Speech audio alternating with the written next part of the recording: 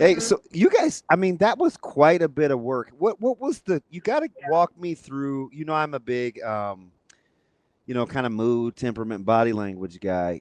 Yeah. After you already know that these guys are in the deal, what did you see with their demeanor to get ready to still go out and drop the hammer and leave no doubt? Like, what was Yeah. that No, like? to be honest with you, it's kind of crazy to say, but I didn't have a single doubt because they were so fired up even after their dominant win against South Dakota, which was supposed to be more challenging than it was. Obviously, granted, South Dakota's coming off another game. Omaha had some time to rest. But, I mean, the fire within that team after that game, it was like, yeah, people still didn't pick us to win this tournament. So if you think we're satisfied, like we have something still to prove. And that was even, going into the championship game. And then you have them getting their spot in the tournament. And I think for them, it allowed them maybe a safety blanket, but it definitely wasn't an excuse. And watching the way that they warm up, the energy they warm up with, just the intensity, the intention, the enjoyment the entire time. There's just something. I just was sitting there looking at their strength trainer, and I was like, you guys just have so much fun. He's like, it's the team. He's like, they just have fun. They take it away, and like this is them all the time. So watching them warm up, watching them just interact with one another, they just felt loose. I mean, they could have played with, they had that chip on their shoulder, and they could have played with a little bit of added stress because of that, but I didn't see any of it. And I feel like I told Mike, I was like, it just felt like they weren't going to leave a doubt. He said, I agree. Mm. Avery, I got to ask you, listen, I know you're the consummate professional here, but I have to ask you on a personal note, kind of what the emotions were like for you. I know you Yeah. ride for Omaha as much as anybody, and this had to be a pretty cool moment for you just as an alum, as a former student athlete at Omaha. Like, what's going through your mind, just your personal emotions as you not only this tournament where you see them clinch a bid to the big dance, but just kind of watching this team progress over the last couple years and give themselves an opportunity to be in this position. Yeah, it is interesting because you have to play it pretty cool, but there are moments where you're allowed to get a little more excited than others, especially when it's like you said, it was my own school, and so there's some traditions and things of that nature that hit a little closer to home. And I think the coolest part is just the way that this team has represented the program and has represented the city, and just the way that they've done it. Yes, they've gotten the national traction all year long for the celebration, but that's because they were winning. And I also think they could have had that attention and they could have seen where that went, but it was all because of what this team has done. And I think the coolest part about my interview yesterday with JJ White was I asked them if they thought this was possible, even though some of them had said, yeah, I think we knew we had the game of the year. And he goes, honestly, no, we knew we could do this when Coach Crutch came and it was our first year. We just knew it was going to take some time. And I just don't think you see that a lot. And we've talked about that core group sticking together and staying together and wanting to get this done together. And that just doesn't happen a lot. And so I think the commitment to this university and the fact that they believe in their coaches and they trusted their coaches enough, I think that's the part that makes me the most proud is, Omaha is not everyone's number one decision all the time. And I think they come here and they're pleasantly surprised by, the facilities and the people, the ways our staff loves the athletes here and they make you feel like you're at home. And so that kept these players here. The coaches kept them on this team and they believed in them. And I think even from last year to this year, and the players that had to step up from losing Frankie last year to coming to this year and becoming much bigger roles of, if you look at the tournament, I think it also speaks to how this team performed when they turned things around. Markel Sutton had 14 plus straight games with 18 points. JJ White went off yesterday. He didn't really go off the day before, but Tony Osborne did. And then when they need some defensive help, they put Jay Sean in. But the core four guys who had to step up this year. And so I think there's just a lot of things to be proud of. And I know when you play for Omaha, when you get the opportunity to play for a championship, we don't take that lightly just because of the attention and just the love and respect we get in those moments. And so to see our logo on the national stage will be really cool for me. Yeah, and it's interesting too because you bring up JJ.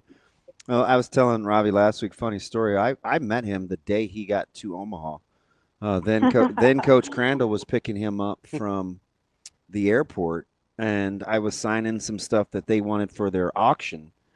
That they were doing this big fundraiser, and I asked him. I'm just listen. He didn't even get out of the passenger seat, and I was in Coach Crandall's window side, right? You don't want to walk over to another guy's, but I'm just like, hey, what are we getting? And all he kept saying was he likes to compete. He's like, I think Omaha's a Mhm. nice city. I want to compete. I want to compete. And he was rare. He was very reserved, and it's just interesting when I watch him and kind of what he went through last year, then the start of this season. The first 10 games, right? And then all of a sudden he's injected into the starting lineup, and just his competitive stamina, like his ability to just kind of be even keeled the whole time. It's interesting how those words resonated with me when he said, because a lot of people say they want to compete, but Yeah. it's usually on their terms, Mm. you know. And he was Mhm. competing, and it wasn't always on his terms. He just competed. Yeah, and I think I think you can always tell pretty quickly the relationships between players and coaches when you watch them interact in multiple moments in a game. And I remember there had been years in the past where, JJ and Crutch would kind of knock heads a little bit in the game, but it was never out of a lack of love because, the second later, Crutch is the first person that's like, hey, I told you, or like, let's go. And there's a response, there's a smile from JJ, and that just, nothing's personal. Everything's through, love and trust. And I saw the same thing with Jay Sean yesterday. Like he had a few moments where Crutch was on him, and the minute that game ended, he was like one of the first players he hugged. He had a long message for him. There's just a lot of love and a lot of trust there, and I think JJ said it best too yesterday. It goes along with what you're saying. A lot of teams can say they want to fight or they love each other and they're close. He's like, but we don't say those words lightly, and we actually mean it. And I think we see that exemplified in their relationships and just the way they play for one another. And like you said, JJ wasn't a starter at the beginning of this year, and then he comes in, had a lot more trust from his coaches. He said yesterday, if you guys listened to that one, he goes, we had a coming to Jesus conversation, and things kind of turned around for him a little bit, but he knows that he had the trust of his coach, and so yeah, it's been pretty special to watch.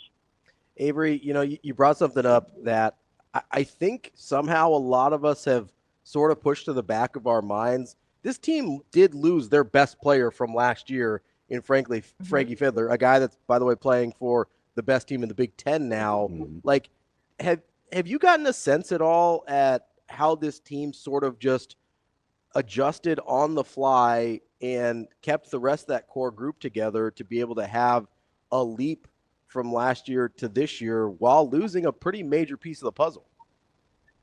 Yeah, major piece.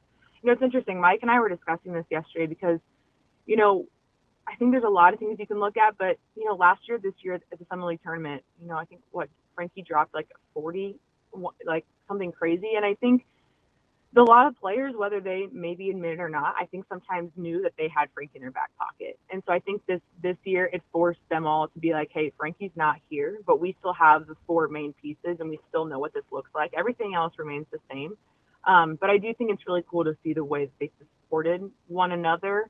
And I mean, yes, teammates, but Frankie's been Omaha's biggest fan, and rightfully so. He's from here, right? And this is what he wanted. So really cool to see his city get this far. And I know there's already some projections on if Omaha and Michigan State would see each other, and I'm sure that'd be kind of a special moment for all of them. But I do think, it forced all those players to say, hey, if Frankie's not here, who's going to be the next guy? And I think, yeah, we saw Markel become the player that we knew, the coaches knew that he could be.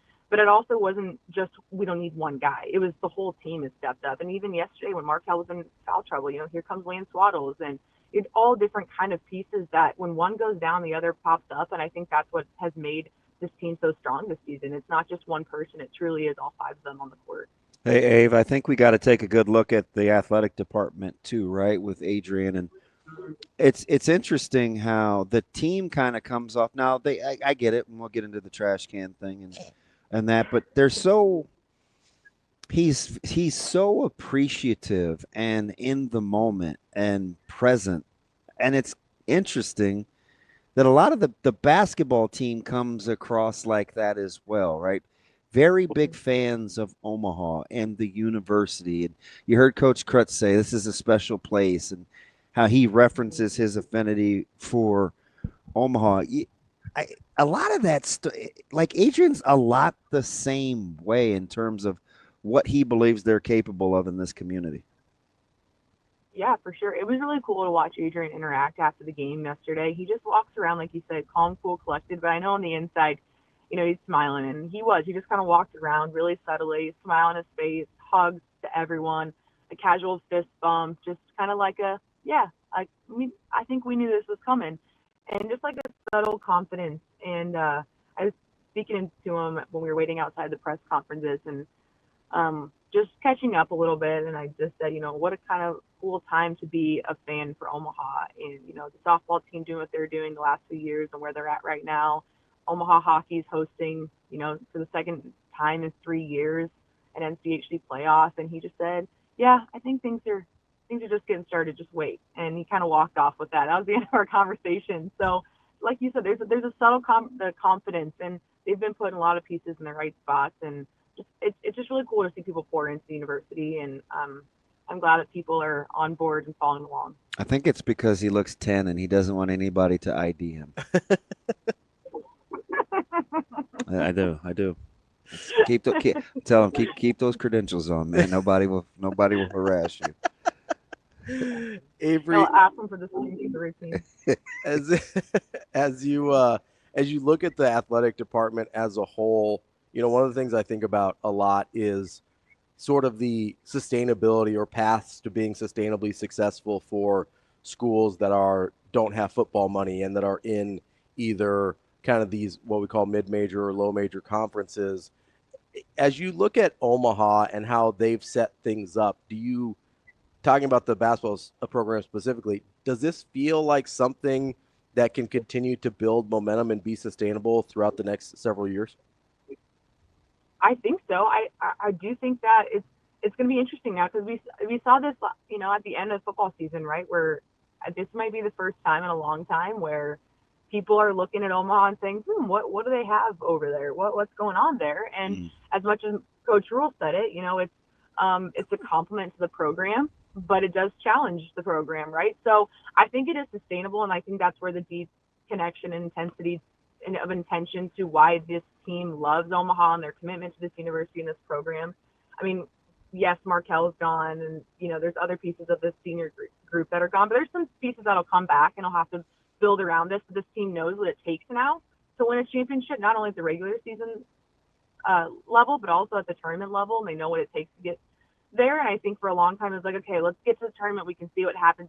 They went into this tournament with a mindset of, we're not leaving this without a tournament title. And I don't think this team's had that mindset in quite some time. And so I do think it's sustainable in terms of the guys that they do have coming back and just the mindset that they play with and what the standard that they want to uphold. And I talked to Coach Crutchfield about this yesterday. I said, you guys were up 30 with about 3 minutes left against South Dakota, and I see your guys on the bench getting on your team because they weren't doing small things correctly. And you don't see that from a team that's just taking this moment for granted. They knew they were supposed to be here.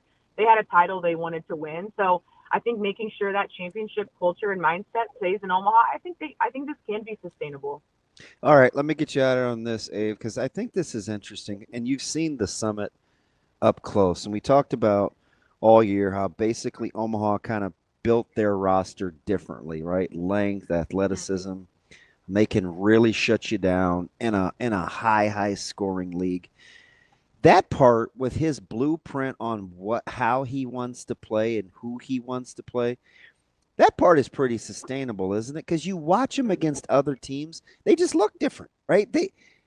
St. Thomas is like, I mean, all the money, Denver, it's like when they play, they just look like a different team defending those guys out there. Yeah, and I honestly think that's a huge credit to the strength staff, if I'm being honest, because that's changed in the last few years. And across the board, I think all athletics at Omaha has seen an uptick in performance. And I think those two things aren't a coincidence. And you just watch what they've done with the strength program and the coaches they've added in that room, the way that the strength coaches have been integrated to each team. I mean, basketball is the biggest one that I have noticed, and watching the way that their bodies have changed, the way they warm up is different, just the enthusiasm. They have a knowledge about why they're doing what they're doing. And physicality hasn't really been an issue for them this year, and that has been an issue in the past. And just their like you said earlier, competitive stamina. These guys are able to stay on the court for a long period of time, and their level doesn't drop. And when it does, the next guy's ready to go, and he's at the same level. And so I do think it's been really cool to see the way that they've competed on they haven't been South Dakota State like that in years. And it's been, physicality has been one of those things, and bigger, stronger guys, faster guys. That hasn't been the issue this year. And I think it's been noticeable as the difference, and it's really paid off this year. That's Avery Howard, our very own from Hurrdat Sports. Avery, have a safe trip back. We appreciate all the hard work. Good talking to you. Thanks, Dave. Yeah, thanks for having me on, guys.